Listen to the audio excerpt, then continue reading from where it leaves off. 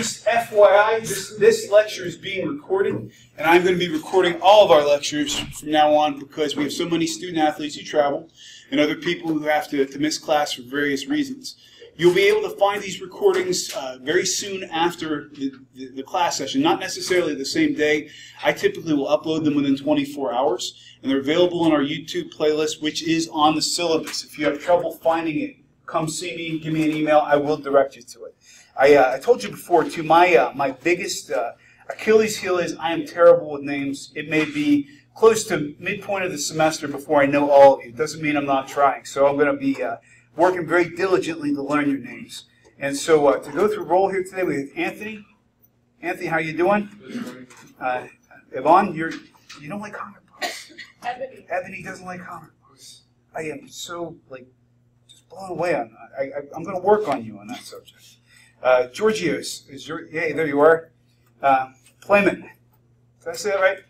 Plummet. I'm working on that. I will get it better. And we'll look at the right section of the room. Katana's here. All right. Zach is in the house. All right. Alana is here, of course, who's also learning the essence and the importance of Batman. So it's a big thing. Daniel. Hey, Daniel. Randall is here. Corey. Corey, I didn't see you in the gym today. You weren't working today. Mondays and Fridays. Okay. Jim. Is Jim here? Hey, Jim. And Nate. Nate, wow, we're doing pretty good on attendance so far. Jordan? Okay. And Maggie's here. Taylor. Hello again. And Lorenzo? Yeah. All right. And Tommy Kane. All right. Hey, Tommy. And is Pop in the house? There you are, right in front of me. Amanda is here. Brianna. All right. And Connor is here. And Calvin is here. Awesome. Will you help me pronounce your name one more time? Pratibha. And welcome, Pratibha, to our class. Thank you. And we have Deshaun. All right. Marcus. All right. Thomas Sickery. Hey, Tom. Brandon Small. No Brandon today. Okay. And Brandon Taylor. All right. Hey, how you doing? All right, guys. We're going to dig in here today. A couple matters of housekeeping because this is our first week of class. Again, some of you are more familiar with Blackboard than others. I know that you probably use it for most of your classes. I put a couple of things on Blackboard for the purposes of orientation. One is an orientation test because we will be doing all of our tests in this classroom through Blackboard. So if you're not familiar with taking tests in Blackboard, take a second to do that. I am going to require, as we get closer to our test, which we've got a while before we get to our first exam, they're going to be using Lockdown Browser as well. So if you don't have that on your computers, let me know. We'll even do a day where I'll bring it in on a thumb drive and we'll install it for you. That just ensures that we have secure test taking. And again, some of my students prefer to have paper copies of the test. If you do, I always bring paper as a backup. And if you want to take a test on paper, enter your answers in class, I'm fine with that too. We'll deal with that more when we get there. There is something I did put into our Blackboard that I did not put in the syllabus, but I am asking you to do. It's a little get-to-know-you kind of exercise through the message boards. I would appreciate it if you would chime in. It's just asking you a little bit about yourself. I started off the conversation by telling you a little bit about myself. If you would take 5 minutes in Blackboard and do that, I would appreciate it. Now, we did a group exercise in our first class. What is human resource management? It's whatever preconceptions you were coming into the class with. And for those of us who are just joining us, we'll cover that after class today. Just make sure you submit that by Friday. And again, it doesn't have to be a perfect definition. It's whatever you came up with, whatever your group came up with, whatever your thoughts were. As long as I get a submission, that's full credit. And the reason for that submission is so that when we get to the end of the semester, I can go back, look at your original definition, and see if it changed by the time you got to the end of the semester. So that's why we do it. It's a very unofficial kind of research. So is that all pretty well clear, guys? And just to reiterate, too, I typically will post these lectures on our YouTube playlist within 24 hours of class. If there's one that you're missing and you need it quicker than that, hit me up. I'll make the time to make sure you can get to it. So any questions before we get started today, guys? Okay. I always like starting off with some current events. Who knows what's going on with Ashley Madison? Yes? Like the new website get hacked and it's like, website where married people go on to cheat. So it's a huge list. And then celebrity people are like, I just know the celebrity ones. It's all kinds of bad, though, isn't it? Yeah. I mean, what's Ashley Madison's tagline? Anybody know their slogan? Life is short, have an affair. That literally is their tagline. They are a Canadian company who makes their income by allowing people to anonymously hook up. Ashley Madison, this is bonus points. If you could tell me who hacked Ashley Madison. It's a hacker group, yes. Was it anonymous? It was anonymous. And anonymous basically likes to have leverage over people. And what they're basically saying is, okay, we hacked your site, and we're going to start telling publicly people who decided to cheat on their spouses. Nothing that's happened here in terms of signing up for a hookup service is illegal. Is it immoral? That's up to the individual to decide. Here's my question. Could this hack be a potential human resource issue? Why? Why is it an HR issue? Because human resources deals with people. So if it's like a big firm and then the CEO is cheating on his wife and his name comes out, I mean, it wouldn't be like he would be fired, but of course people in the organization will look at it differently. Blammo. Absolutely. Right answer. Let me ask you guys a question. If you had to describe St. Francis University in terms of how we identify ourselves to the public, what are words that would come to the front of your mind? Franciscan values. What else comes up to your mind? Catholicism. Other than the fact that my wife would probably have me killed and strung up in my neighborhood as an example to other people what not to do, if it came out in the public that I was cheating on my wife and I was using Ashley Madison, do you think St. Francis would want to maintain me as an employee? Probably not. Would I have any legal ground to stand on if I were terminated for sullying the reputation of the university? I would not.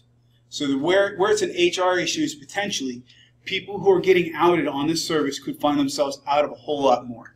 Can anybody else think of a public situation that a person could end up in that could jeopardize their employment that technically has nothing to do with their job?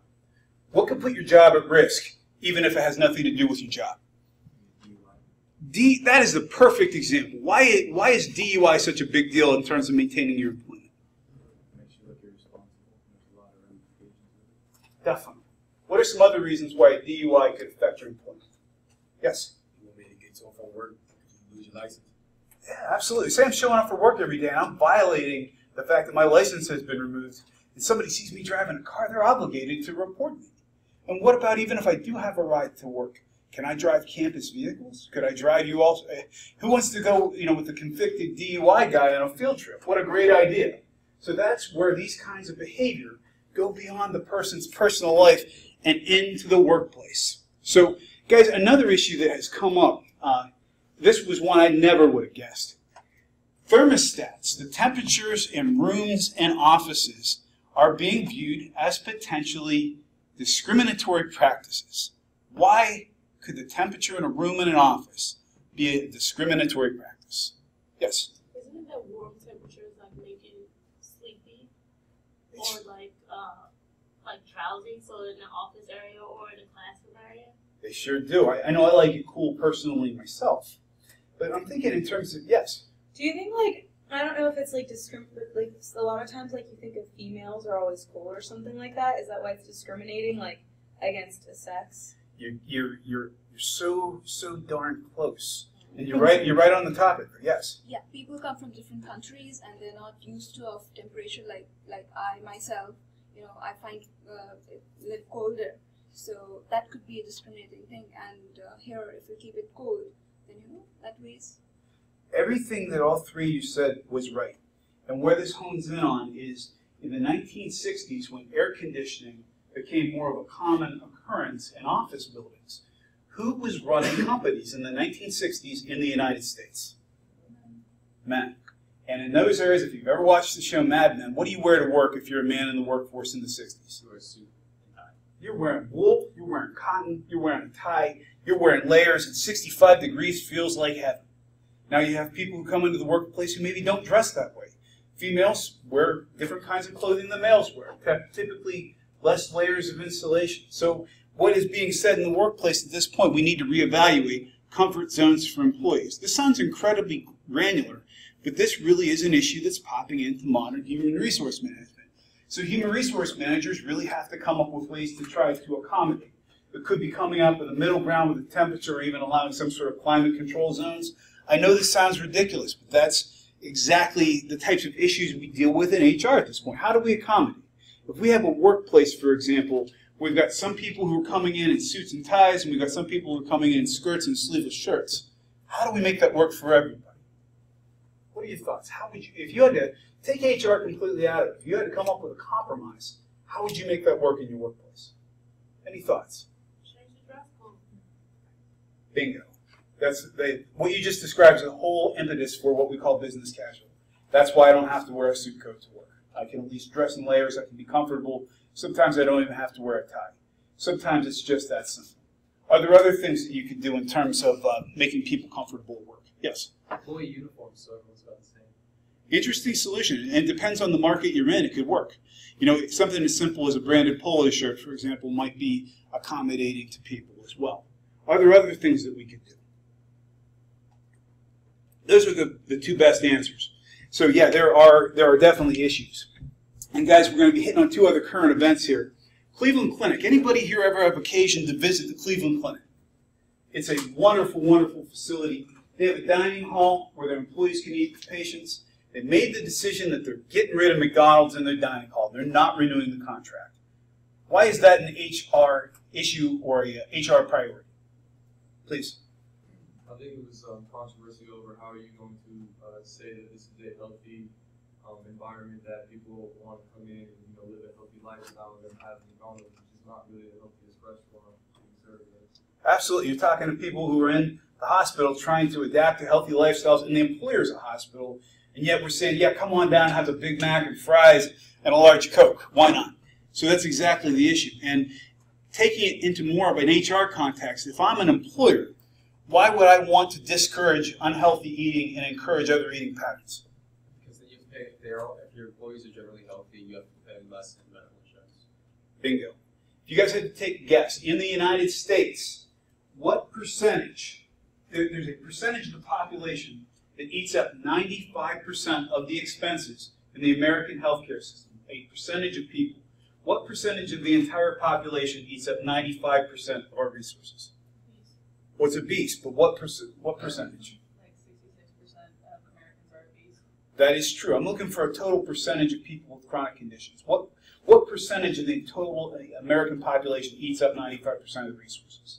Just a guess. The estimates are between 5 and 10% of the entire population of the country eat up 95% of the healthcare resources.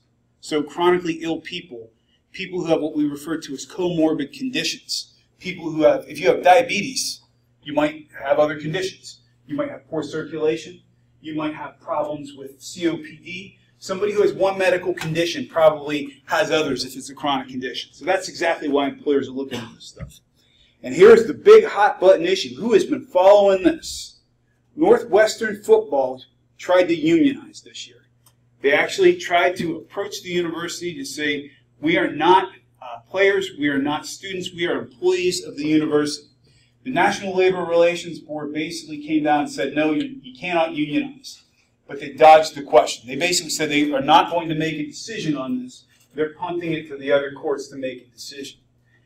I'm going to give you a little lead in, then I'm going to ask you for your opinions.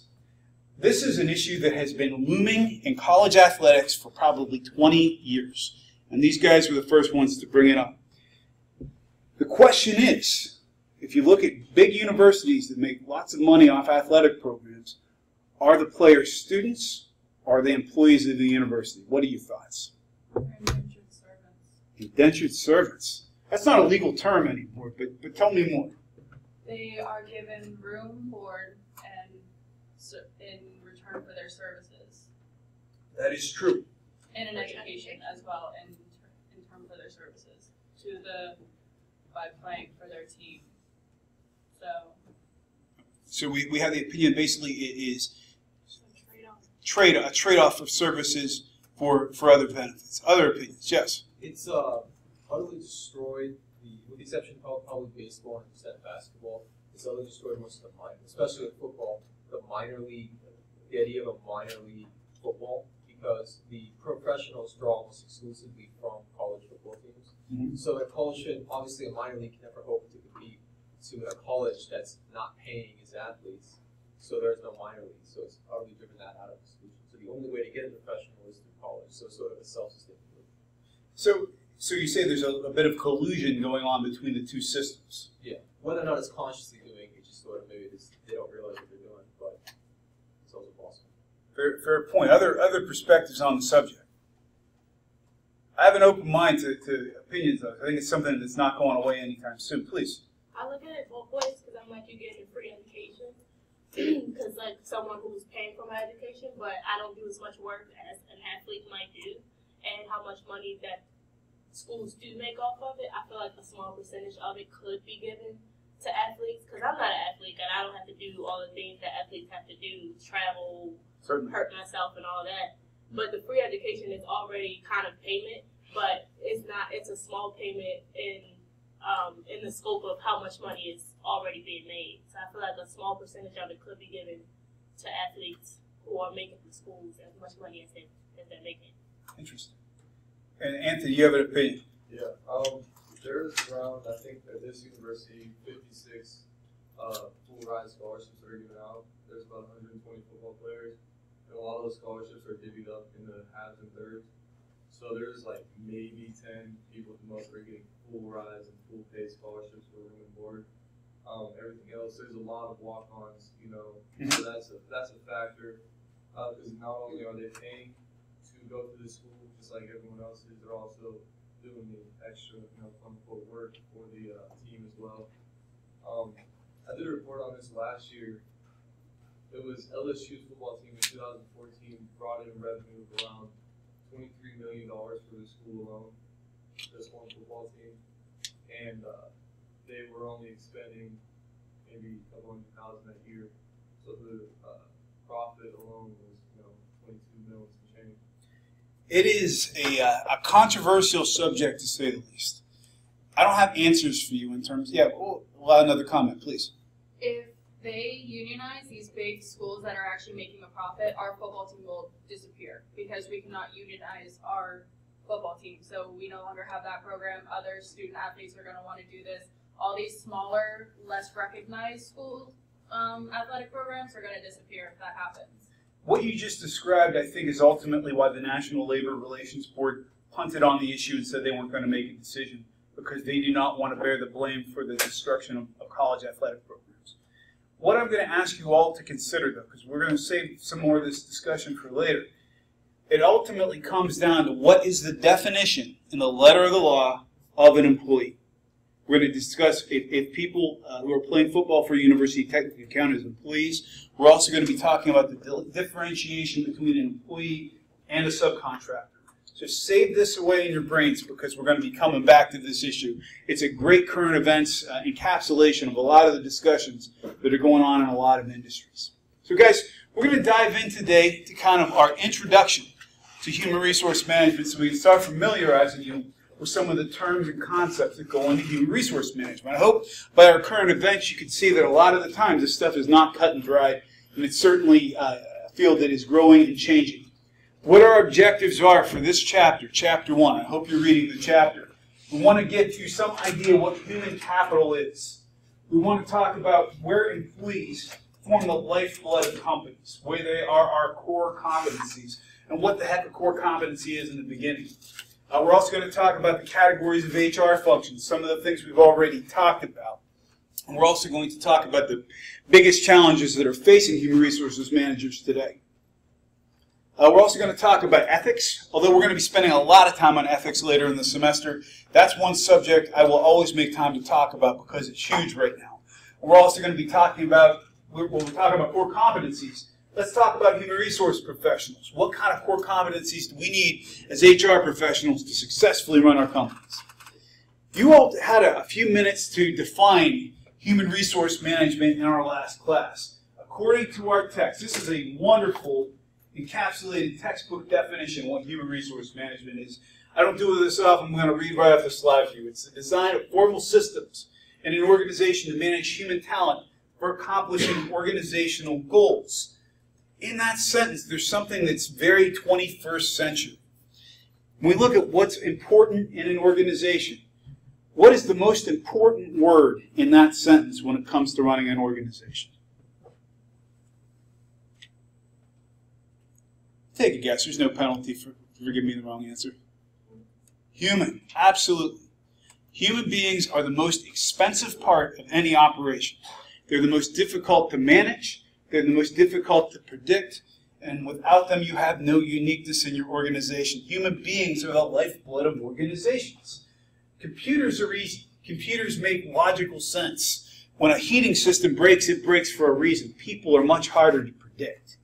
We talked about what the core functions of human resource management are. And I won't read these off to you because you named most of these when we were having our brainstorming session yesterday. Obviously, we want to be able to control who comes into our organization, who goes out of our organization, how we develop them and change them. When you think about it, a nice analogy for human resources management in a company is really where you are as students. Have you not grown and changed from the time you came through the doors of the university? Do you not know different things than you knew when you came here? Have your skill sets not developed? That's a great analogy for what human resource management should be doing within a company. I want you to remember the last two bullets really well. The idea of doing performance evaluations and paying people, we understand that stuff. The idea of HR being a strategic driving factor of companies and also our corporate identities differentiating our companies, those are the two big things. Why, if I talk about strategic function, if I talk about helping my company define a strategy, and I want human resources as part of that, number one, what does it mean if I'm setting a strategy for my company? And number two, what role do human resources managers play in placing a strategy? If I'm setting a strategy, what am I doing? Any thoughts? I want to get a strategy for my company. Setting a plan for success, how to manage things to be successful. I'm looking about, I've got resources, you're right. I've got limited resources and I've got goals. How am I going to accomplish those goals? So if I'm a human resource manager, why should I be at the table at those upper level discussions with CEOs and CFOs and people who are making the big decisions for the company? Why should I be there? Yes? Say, like, how can you use your people or your recruitment process to kind of align with that strategy and that plan that you have? Absolutely. Can you give me an example of why that would be important? If you can think of a company that you respect and you like, why would that be important? Like, who's a company that you like? So, I mean, that's I don't know. But I'm saying, I'm putting you on the spot. I don't have a company that I like, but just thinking like, okay, so maybe part of our strategy is to reduce turnover. Maybe that's a big problem in our company, and like that can reduce costs for us, and that's our strategy. So like we start treating our employees better to make them stop leaving, you know, something like that. Absolutely, and determining what motivates your employees is a whole other ball of wax. We're going to be talking about employee motivation. So let's stick on what you just said for a second. What might be a difference strategically how I would approach human resources management? Let's name two companies here. Let's say Starbucks and let's say Ford Motor Company. If I'm Starbucks, what does my average employee look like? College student? What else? Just shout it out. What are some factors about somebody who works at Starbucks? They're young. What kind of paycheck do these people typically get? Minimum wage or next to minimum wage? Exactly. What age group are those people probably in? 14. We're talking young people at the beginning of their careers. How many of those folks are ultimately going to work for Starbucks their entire life? Not many of them if they're lucky. So we're counting on people who are going to have, for a very limited period of time, we still don't want to lose them because we have to train them. Strategically, we might be looking at a whole different plan for retaining those folks. What would keep somebody wanting to come back to work at Starbucks? Pay for college. You guys are on it. Yeah, they do pay for college. That's a huge factor. What else would motivate somebody working at Starbucks? Employee discounts. Discounts. They love coffee. They love eating the cookies there. These kinds of small things that don't cost a lot of money would probably keep those folks around. Now, the college tuition thing is huge. We're going to be talking about why Starbucks did that later in the semester. Now, let's say Ford Motor Company, obviously one of the largest corporations in the world. Let's think specifically about the people who design and manufacture their vehicles. What are we going to have to do to retain those people? They're going to want benefits. What else are they going to want? Higher pay, because Ford Motor Company right now is getting to be a profitable, well-run company yet again who's going up against people such as BMW, for God's sakes. That's really happening. So we want to keep our folks from leaving, which means we're going to have to set different strategic priorities on where we're spending our money and how. That's why HR is a strategic function. So, and your corporate identity is huge. Guys, in terms of how the HR department works with managers, I want you to kind of understand this using a little bit of a sports analogy here. If you have, regardless of the sport you play or watch or are interested in, if you've got a head coach and you've got a line coach, what does the head coach in any sports program do? What, generally speaking, what's the head coach do? Overseas makes it important to All strategy. It's all somebody who's thinking, how do I get this team collectively working together and living out the priorities I'm setting from my place up on the mountain? The people who are the line coaches are the people who are actually in contact with the people on the field. They know what these players are up to. They know them personally. If you had to pick somebody to do a performance evaluation of a player on the field, who is better to do that performance evaluation? Is it the line coach or is it the head coach? Line coach. The line coach, because that person works with that person every day. They know this person inside and out. They can tell you if they're performing well or not. The division of labor between the HR department and the line manager or the manager in general is really pretty well the same. The folks who run HR departments are the folks who set up the policies and procedures by which we're going to evaluate people. If we've got a well-run company, managers, people who have their hands on the company, are going to be the ones who interview, who give training to employees and also receive training from the HR department to be able to effectively evaluate and develop talent. So we're talking strategy versus tactical. Strategy is planning, tactical is execution. If you hear me use those two words, strategy is big picture thinking, tactical, to use a military term, is boots on the ground. You guys see the differentiation. That's how we really differentiate. Now with any organization, we've got assets that we can easily identify. What would be a physical asset of the Ford Motor Company? Well, humans would be human assets. What would be a physical asset of the company? I'm sorry? Yeah, cars, where they build the cars. What would be a financial asset of the Ford Motor Company? Well, money in the bank would be one example of a financial asset. What else has financial value within Ford Motor Company? Intellectual property. We're moving into that side of things, but that crosses over a little bit. Capital. So we could be talking real estate, we could be talking factories, anything we own that has cash value. Intellectual property gets into the patents you're talking about. What differentiates us from everybody else in the world? And ultimately, out of all these things, physical is huge, financial is huge, intellectual property is huge. This is the most expensive part of any company. Because ultimately, ideas have to come from somewhere. And until Google's autonomous robots are putting us in cages and making the human race obsolete, human beings are still the top of the food chain.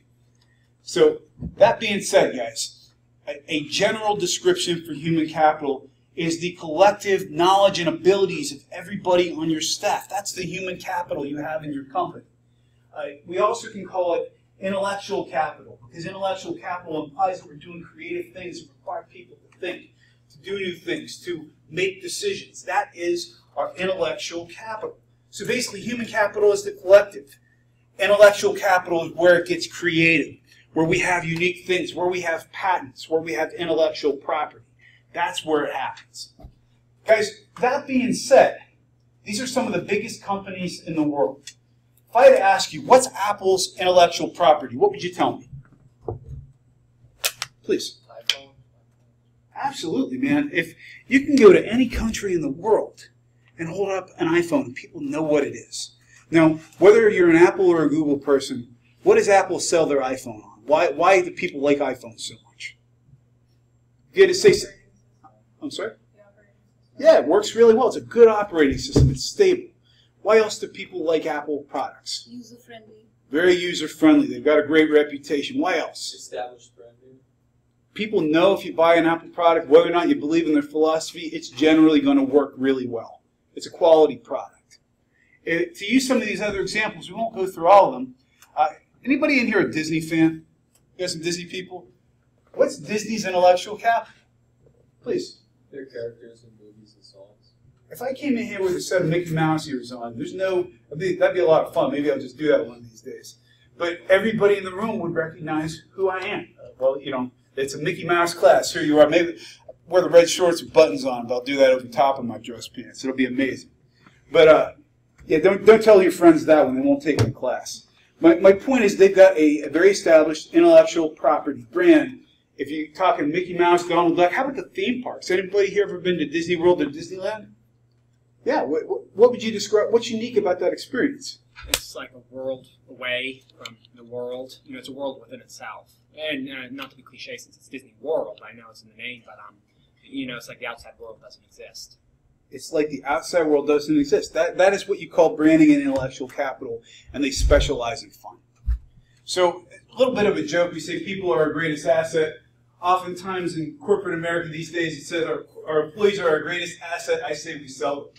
And there are some people who would sell their grandmother for an extra $5. But when it really comes down to it, your greatest asset in any company, without good people, you have nothing. So in terms of smaller organizations, because we work for a very small organization itself, I work for a very small organization, we face very unique challenges. Now, if you're Ford Motor Company or Google, do you think those folks have trouble recruiting? No. Why? Why don't they have trouble? They're deluged. I mean, everybody wants to work for Google. It's a big company. They're located in a very desirable place. How about Disney? I mean, we mentioned Disney. Try to get an internship at Disney World or Disneyland. It's very competitive. To get a job putting on a Winnie the Pooh bear costume is a very competitive process. Opposingly, if you've got smaller organizations, we often have a shortage of qualified workers. If you're talking about great instructors, it's very difficult sometimes to get people to come to a place where it snows 9 months out of the year. They'd rather be in California or someplace with access to greater facilities and cultural aspects that we have here. If you're a small organization, the cost of benefits is taking up a bigger part of your overall budget. It's challenging. The payroll taxes are going up, and this is a big one, guys. Government compliance is a real challenge for companies these days. Can anybody think of a law that's been enacted within the last couple of years that is causing problems for small employers to implement? Taxes. Taxes for sure, but it's a specific law. Yes? Obamacare. Here's the challenges with Obamacare. If you are an employer who maintains 50 full-time equivalent employees, the term is FTE, you are required to offer health care to your employees or pay a fine. Now, what effect is that having on companies? Let me lay out a scenario for you. Say, for example, I have a company with 51 people and 51 full-time equivalents. That means I could have 100 people, and if their hours all add up to a full-time workforce, I still, let me give you an example. Say 50 full-time equivalents. Say I have 100 people working half-time. That counts as 50 full-time equivalents, meaning I have to offer health insurance. If I'm an employer and I'm getting by with 50 or 51 full-time equivalents, all of a sudden I can find out I either pay a fine or I have to pay for health care. What am I likely to do? I'm either going to pay the fine because the fine's cheaper, or I'm going to fire people.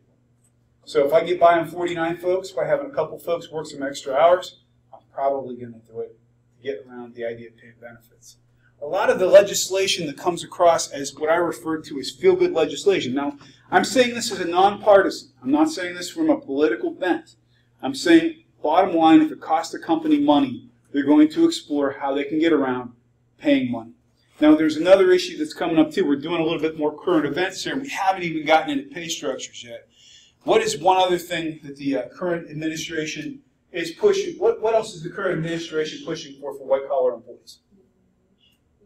Minimum wage, and there's another one. That's good, though. We're going to debate the minimum wage, too. Yes? It's only equal opportunity stuff, and the, I forget what it's exactly called, but, you know, you have certain quotas you have to fill, like get hire a certain number of women, a certain number of minorities and stuff.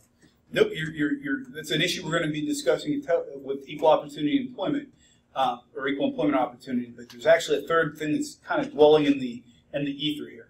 And that is typically, if you're a salaried employee, if you're a quote-unquote white-collar employee, we are referred to as exempt employees. Your instructor here is an exempt employee. That means I'm exempt from the Fair Labor Standards Act, which means overtime does not apply to me.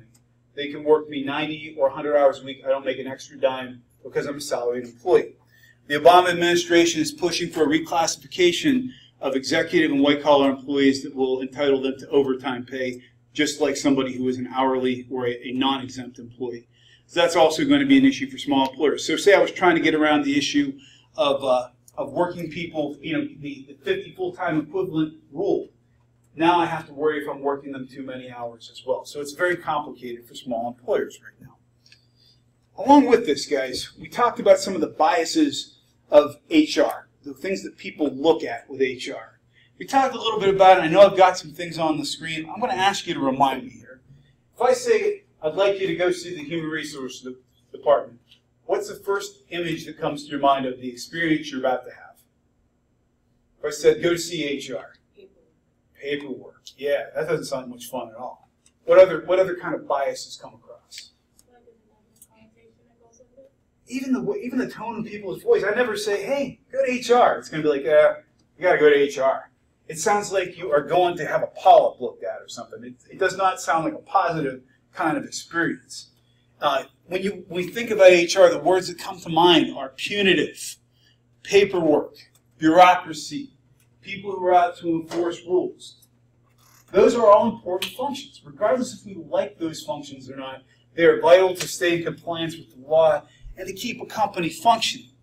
I challenge you to not let your views of the HR department end up like Toby Flenderson. Who here has seen The Office and seen Toby Flenderson in action? For those of you who have not, I have a little video for you if it'll play. Well, hopefully it will. And this is an example of the HR manager I hope you do not become if you pursue a career in HR.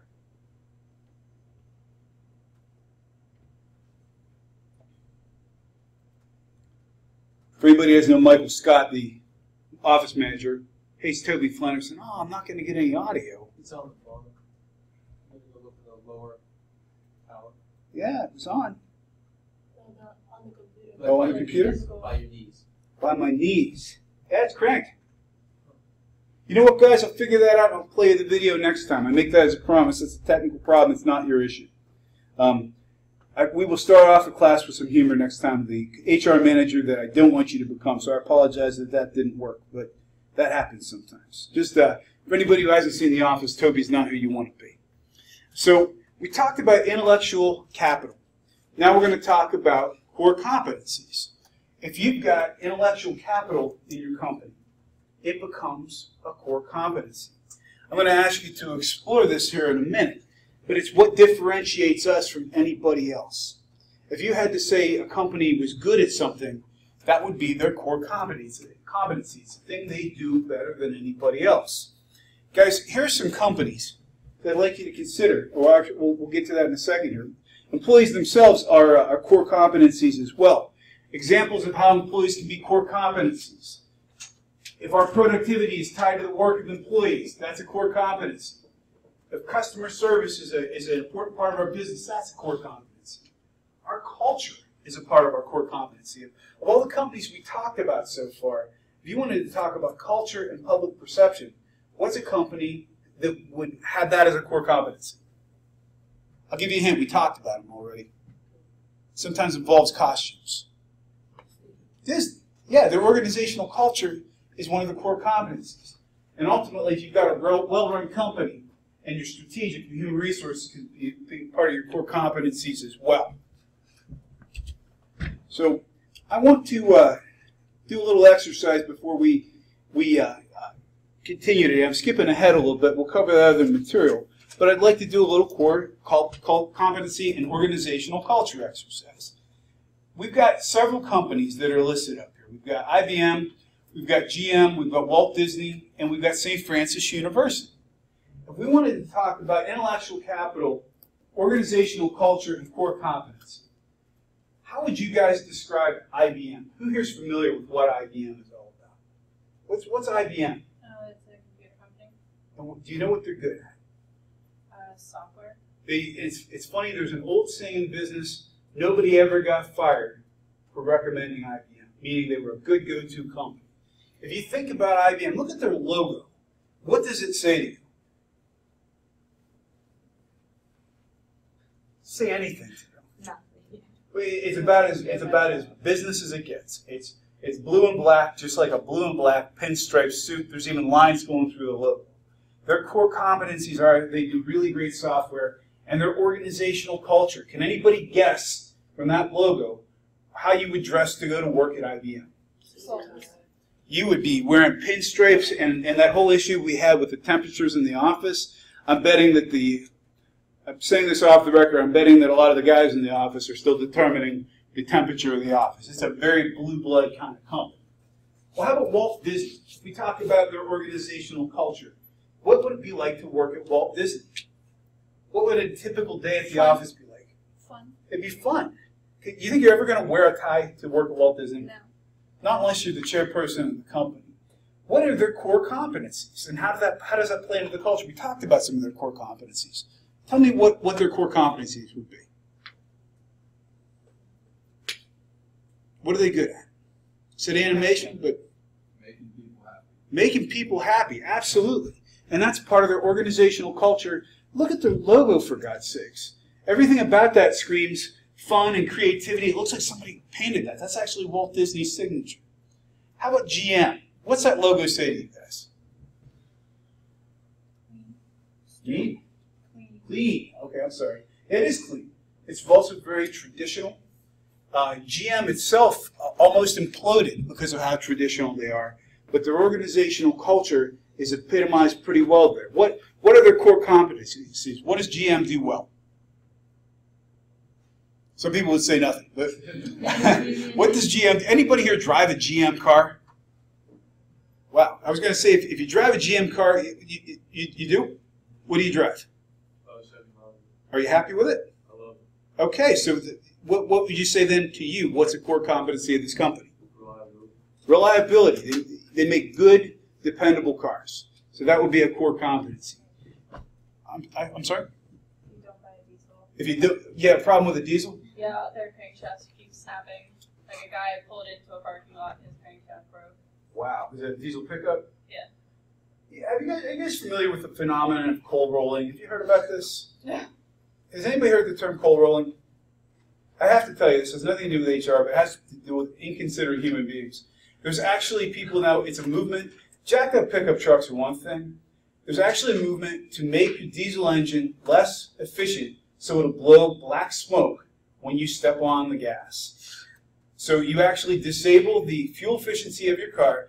Pardon my French, this is going on in recording, so what the hell. So you can be an asshole to people around you. I got beside this guy in a diesel jacked up pickup. I mean, this thing was this far off the ground.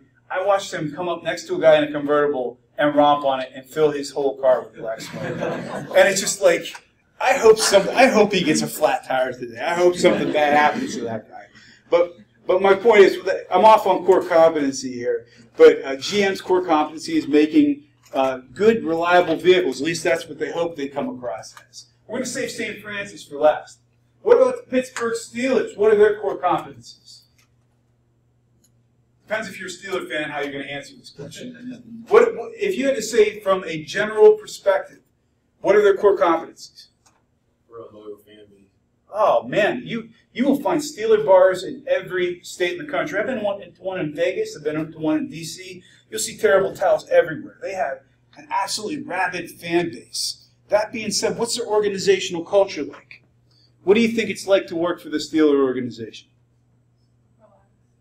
I'm sorry? Relax. It is relaxed, but if you guys know anything about the organization, it's run by a family. Anybody know the family who owns the Steelers?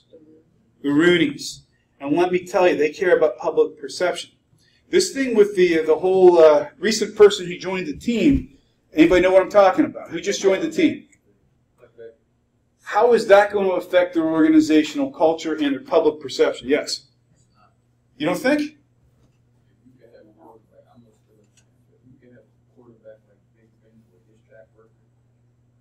It's a fair point. It's a fair point. But the whole thing, and this is going on recording as well, so I have to own these words. After Big Ben had his issues, you notice the next couple of years, things kind of calmed down for Big Ben? Do you think that was coincidence, or do you think that was a carefully managed PR campaign? He basically, I would be shocked if he hadn't been pulled into the Rooney's office and they hadn't said to him, you got to calm it down, you got to start acting like a family man, and this is a family show. So they're going to probably have to do the same thing with Michael Vick, although Vick has definitely paid his dues. Yes? All things considered, I think it's kind of unfair comparing Mike Vick to Big Ben. I mean, what Vick did was bad. There was nowhere near what Big Ben was accused of doing. I think that there's merit to your argument. Yes? The Steelers have the biggest women's fan base in the NFL, and I think it's going to really impact that. It's it's true, and it's funny. The Steelers have a really crazy rabid fan base, and it blows my mind on Sundays just how many females are fans. I think it's great whatever people are into, however they like to spend their Sundays. But I do feel, and I know that a lot of people are saying, look, Big Ben did terrible things too, and I mean he did, and what Michael Vick did is arguably not as bad as what Ben might have done. But my point is still that that's, from a public perception standpoint, somebody in that organization is trying very hard to control the perception of their public culture. So, I'm sorry? How is that comparable? Well, I think On any level. Roethlisberger was never proven guilty, but Vic definitely was. But how can you compare rape to dogs? He murdered dogs, though. That's the most disgusting thing someone could do. That's more disgusting than rape? I mean, I'm pretty sure he said they're that both horrible, Michael but they're not really Vick's crime was a comparable. lot less Well, bad. I'm talking about her. I know he said that, but I don't think they're I really didn't know he comparable. They're did. two completely different things. here's my point. I don't mean to disengage either of you guys on this. The point is, by public perception, either of the things we're talking about are not things that are well received, and they're not things that the Rooney family likes to have associated with their brand. I don't mean to downplay the importance of either of those. My point is, if you have a company like the Steelers, they're going to be very wary of their public image. The work that's been done with Ben Roethlisberger over the last couple of years was not by accident, and the work they're going to be doing with Michael Vick is not going to be by accident either. It's controlling the brand, it's controlling their corporate culture. I have to keep an eye on the time because I want you guys to be on time, but I'm going to ask you very quickly. We're going to end it with St. Francis here. What's our organizational culture and what's our core competencies? You got to say, organizationally, you guys have been here for a few years. What's the culture like here? Franciscan. It's Franciscan. What does that mean? Very integrity and trust and Catholic and Okay, it's true. What are some other terms you use to describe our culture here? Are we formal or informal? Think about the relationships you have with your instructors. Probably halfway between. It's not super formal, but it's not it's really formal either. We're kind of a happy medium. So we're warm and welcoming, but take some time to get to know us. What else would you associate with us? And what would our core competencies be? We're a university. What are our core competencies? a humble and generous attitude towards learning. Put that into your own words. What are our core competencies? Small class size, personalized education, the idea that you're not a number at the university. And even if your HR instructor is still learning your names. So all that being said, guys, I know I skipped around a little bit today, and we're going to occasionally do that. The last thing I have for you all today is just a reminder that if you haven't gone on Blackboard yet, please do so. Read chapters 1 and 2 and post your What is Human Resources Management assignment by tomorrow. Thank you for your time and attention.